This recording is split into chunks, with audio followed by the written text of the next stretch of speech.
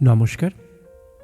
বাংলা সাহিত্য চর্চার গল্প পাঠের আসরে আজকের নিবেদন বিভূতিভূষণ বন্দ্যোপাধ্যায়ের লেখা গঙ্গাধরের বিপদ। অনেক দিন আগের কথা। কলকাতায় তখন ঘোড়ার ট্রাম চলে। সে সময় মশলা পোস্তায় গঙ্গাধর কুণ্ডুর ছোটোখাটো একটা মশলার দোকান ছিল। গঙ্গাধরের দেশ হুগলি জেলা, চাঁপাডাঙ্গার কাছে। অনেক দিনের দোকান। যে সময়ের কথা বলছি, গঙ্গাধরের বয়স তখন 50-এর ওপর। কিন্তু শরীরটা তার ভালো যাচ্ছিল না। নানা রকম অসুখে ভুগত প্রায়। তার উপর ব্যবসায় কিছু লোকসান দিয়ে লোকটা একেবারে মুচড়ে পড়েছিল। দোকান ঘরের ভাড়া 2 মাসের বাকি। মহাজনের দিনা ঘাড়ে। দুপুরবেলা দোকানে বসে থলো হুকো হাতে নিজের অদৃষ্টের কথা ভাবছিল। আজ আবার সন্ধ্যার সময় গোমস্তা আসবে ভাড়া নিতে বলে শাসিয়ে গিয়েছে। কি বলা যায় তাকে?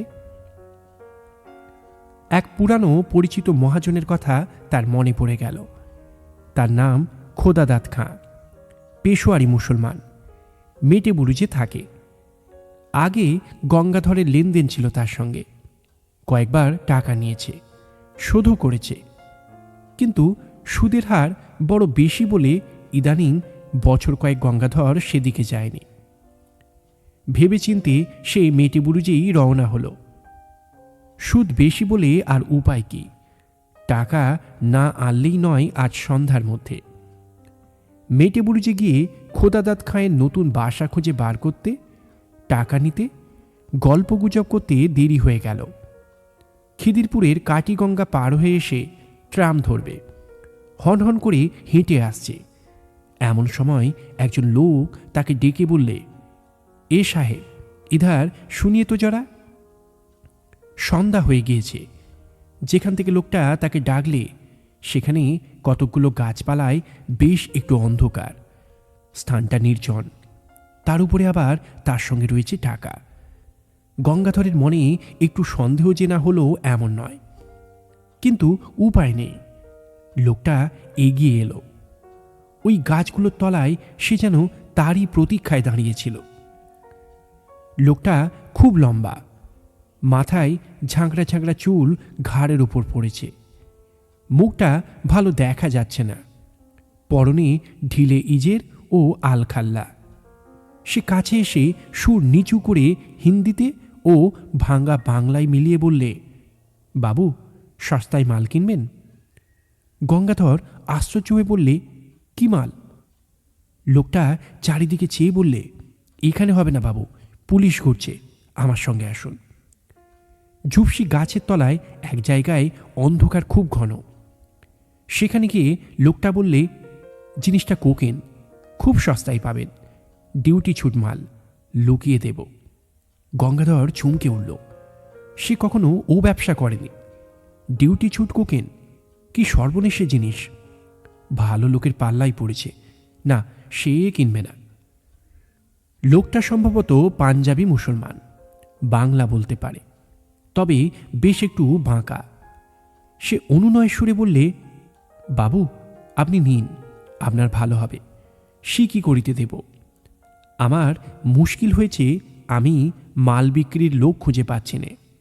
ঘুরে ঘুরে বেড়াচ্ছি কত জায়গায়, আবার সব জায়গায় তো যেতে পারি না, পুলিশের ভয় তো আছে। কেউ কথা কইছে না আমার সঙ্গে, সেই হয়েছে আরও মুশকিল। হঠাৎ শহরে এত পুলিশের ভয় হলো যে কেন বাবু, তা বুঝি নে। আগে যারা এই ব্যবসা করত তাদের কাছে যাচ্ছি, তারা আমার দিকে চেয়েও দেখছে না। আপনি গড়রাজি হবেন না বাবু, মাল দেখুন, পরে দাম দস্তুর হবে। লোকটার গলার সুরে একটা কি শক্তি ছিল। গঙ্গাধরের মন খানিকটা ভিজল। কোকেনের ব্যবসাতে মানুষে রাতারাতি বড় মানুষ হয়েছে বটে। বিনা সাহসে বিপদ এড়িয়ে চলে বেড়ালে কি লক্ষ্মী লাভ হয়? দেখাই যাক না। হঠাৎ গঙ্গাধর চেয়ে দেখলে যে লোকটা নেই সেখানে। এই তো দাঁড়িয়েছিল, কোথায় গেল আবার? পাছে কেউ শোনে এই ভয়ে বেশি জোরে ডাকতেও সাহস পেল না। চাপা গলায় বাঙালি হিন্দিতে ডাকলে, কোথায় গিয়া ও খাঁ সাহেব? এদিক ওদিকে চাওয়ার পর সামনে চাইতেই দীর্ঘাকৃতি আল খাল্লাধারী খাঁ সাহেবকে দাঁড়িয়ে থাকতে দেখা গেল।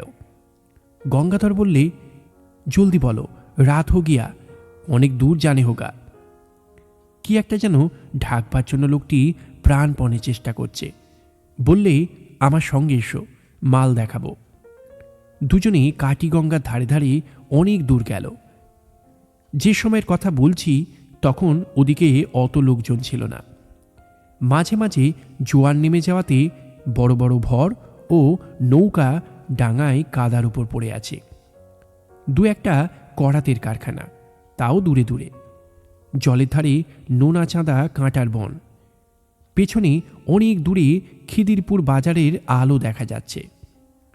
পথে যেতে যেতে খাঁ সাহেব একটা বড় অদ্ভুত প্রশ্ন করলে। গঙ্গাধরের দিকে চেয়ে বললে, আমায় দেখতে পাচ্ছ তো? কেন পাবো না? এমন বয়স এখনো হয়নি যে এই সন্ধেবেলাতেই চোখে ঠাউর হবে না।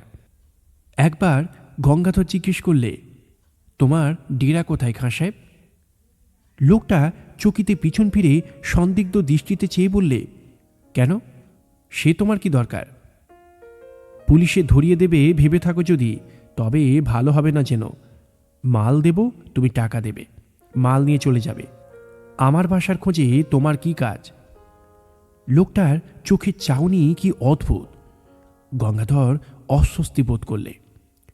মুখ ভালো দেখা যায় না, কিন্তু ওর দুই চোখে যেন ইস্পাতের ছুরি ঝলসে উঠল। না, সঙ্গে তার টাকা রয়েছে। এই অবস্থায় একজন সম্পূর্ণ অপরিচিত অজ্ঞাতকুলশীল লোকের সঙ্গে একা এই সন্ধ্যাবেলাতে সে এত দূর এসে পড়েছে। লোভে মানুষের জ্ঞান থাকে না, তার ভেবে দেখা উচিত ছিল। কিন্তু যখন এসেইছে তখন আর চারা নেই। বিশেষত সে যে ভয় পেয়েছে, এটা না দেখানোই ভালো। দেখালে বিপদের সম্ভাবনা বাড়বে বই কমবে না। ছুরি বার করে বসলে তখন তো আর উপায় থাকবে না। অনেক দূরে গিয়ে মাঠের মধ্যে একটা গুদাম ঘর। একটি গাছের গুঁড়ি পড়ে আছে গুদাম ঘরের দরজা থেকে একটু দূরে। তার উপর গঙ্গাধরকে বসতে বলে লোকটা কোথায় চলে গেল। গঙ্গাধর বসে চারিধারে চেয়ে দেখলে গুদাম ঘরের আশেপাশে সর্বত্র আগাছার অনুচ্চ জঙ্গল। নিকটে কোথাও লোকজনের সারা শব্দ নেই। অন্ধকার হলেও মাঠের মধ্যে বলে অন্ধকারটা তো ঘন নয়। সেই পাতলা অন্ধকারে চেয়ে দেখে গঙ্গাধরের মনে হলো গুদামঘরটা পুরানো এবং যেন অনেক কাল অব্যবহার্য হয়ে পড়ে আছে। বাঁশের বেড়া খসে পড়েছে, জায়গায় জায়গায় চালের খোলা উড়ে গিয়েছে। মাঝে মাঝে সামনের দৌড়টা উই ধরা, ভেঙে পড়তে চাইছে যেন। গঙ্গাধরের কেমন একটা ভয় হলো। কেন সে এখানে এলো এই সন্ধ্যায়? এরকম জায়গায় একটা মানুষে আসে, বিশেষ করে এতগুলো টাকা সঙ্গে নিয়ে? সে আসতো না কখনোই। সে কলকাতায় আজ নতুন নয়, তার উপর ঝুনো ব্যবসাদার, বাঙ্গাল দেশ থেকে নতুন আসেনি। কিন্তু ওই লোকটার কথার সুরে কি জাদু আছে, গঙ্গাধরকে যেন টেনে এনেছে। সাধ্য ছিল না যে সে ছাড়ায়। এ কথা এখন তার মনে হলো। হঠাৎ অন্ধকারের মধ্যে খাঁ সাহেবের মূর্তি দেখা গেল। লোকটার যাওয়া আসা এমন নিঃশব্দ ও এমন অদ্ভুত ধরনের, যেন মনে হয় অন্ধকারে ওর চেহারা মিলিয়ে গিয়েছিল, আবার ফুটে বেরুল। কোথাও চলে যে গিয়েছিল এমন মনে হয় না। পাকা ও ঝুনো খেলোয়াড় আর কি। খাঁ সাহেব দৌড় খুলে গুদাম ঘরে ঢুকল। গঙ্গাধরকেও যখন পেছনে পেছনে আসতে বলল, তখন ভয়ে গঙ্গাধরের হাত পা ঝিমঝিম করছে, বুক ঢিপ ঢিপ করছে। এই অন্ধকার গুদাম ঘরের মধ্যে নিয়ে গিয়ে ঠিক ও লোকটা ওর ওই লম্বা হাতে গলা টিপে ধরবে, কিংবা ছুরি বুকে বসাবে। সেই ফন্দিতেই এত দূর ভুলিয়ে এনেছে। লোকটা নিশ্চয়ই জানতো যে তার কাছে টাকা আছে, সন্ধান রেখেছিল। কে জানে খোদাদাত খাঁয়ের দলের লোক কিনা। গঙ্গাধরের কপালে বিন্দু বিন্দু ঘাম দেখা দিল। একবার সে ভাবলে দৌড়ে পালাবে, কিন্তু সে বুড়ো মানুষ। এই জোয়ান পাঞ্জাবি মুসলমানের সঙ্গে দৌড়ের পাল্লায় তার পক্ষে পেরে ওঠা অসম্ভব। কলের পুতুলের মতো গঙ্গাধর গুদামের মধ্যে ঢুকল। আশ্চর্য, গুদামের ওদিকে দেওয়াল যে একেবারে ভাঙা। গুদামের সর্বত্রই দেখা যাচ্ছে সেই অস্পষ্ট অন্ধকার। এক জায়গায় দুটো খালি পিপে ছাড়া কোথাও কিছু নেই। মাকড়সার জাল সর্বত্র। অন্ধকারে দেখা যায় না বটে, কিন্তু নাকে মুখে লাগে। একটা কিরকম ভ্যাপসা গন্ধ গুদামের মধ্যে। মেঝেটা স্যাঁতস্যাঁতে। কত কাল এর মধ্যে যেন মানুষ ঢোকেনি। এদিকে আবার খাঁ সাহেব কোথায় গেল? লোকটা থাকে থাকে যায় কোথায়? অল্পক্ষণ, মিনিট 2 হবে, কেউ কোথাও নেই, শুধু গঙ্গাধর একলা। আবার সেই ভয়টা হলো। কেমন এক ধরনের ভয়, যেন বুকের রক্ত হিম হয়ে যাচ্ছে। এই বা কীরকম ভয়? আর গুদামঘরটার মধ্যে কনকনে ঠান্ডা হাওয়ার যেন একটা স্রোত বইছে মাঝে মাঝে।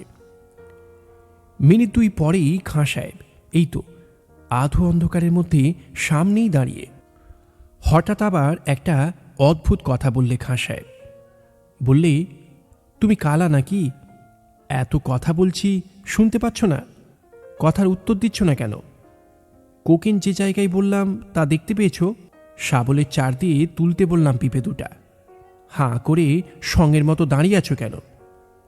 বারে, এত কথা কখন বলেছে লোকটা? পাগল নাকি? গঙ্গাধর কেমন ভ্যাবা চাকা খেয়ে গিয়েছে। মুড়ের মতো দৃষ্টিতে চেয়ে বললে, কখন তুমি দেখালে কোকেনের জায়গা? কই, কোথায় শাবল? কথা বলতে বলতে গঙ্গাধর সম্মুখস্থ সাহেবের মুখের দিকে চাইলে। সঙ্গে সঙ্গে তার মনে হলো তার বিভ্রান্ত বিমূঢ় দৃষ্টির সামনে খাঁ সাহেবের মুখ, গলা, বুক, হাত, পা, সারা দেহটা যেন চুরচুর হয়ে গুঁড়িয়ে গুঁড়িয়ে পড়ছে। সব যেন ভেঙে ভেঙে বাতাসে উড়ে উড়ে যাচ্ছে। খাঁ সাহেব প্রাণপণে দাঁত মুখ খামুটি করে বিষম মনের জোরে তার দেহের চূর্ণায়মান অণুগুলো যথাস্থানে ধরে রাখার জন্য চেষ্টা করছে, কিন্তু পেরে উঠছে না। দেখতে দেখতে অত বড় দীর্ঘাকৃতি দেহের আর কিছুই অবশিষ্ট রইল না। সব ভেঙে গেল, ঘুরিয়ে গেল, উড়ে গেল। 1, 2, 3, 4। আর কোথায় খাঁ সাহেব? চারিপাশের অন্ধকারের মধ্যে সে মিলিয়ে গিয়েছে। একটা ঠান্ডা কনকনে বাতাসের ঝাপটা এলো কোথা থেকে। সঙ্গে সঙ্গে গঙ্গাধর আর্তরবে চিৎকার করে গুদাম ঘরের স্যাঁতস্যাঁতে মেঝের ওপর মূর্ছিত হয়ে পড়ে গেল। একটা দিশি ভর কাছে কোথায় বাঁধা ছিল।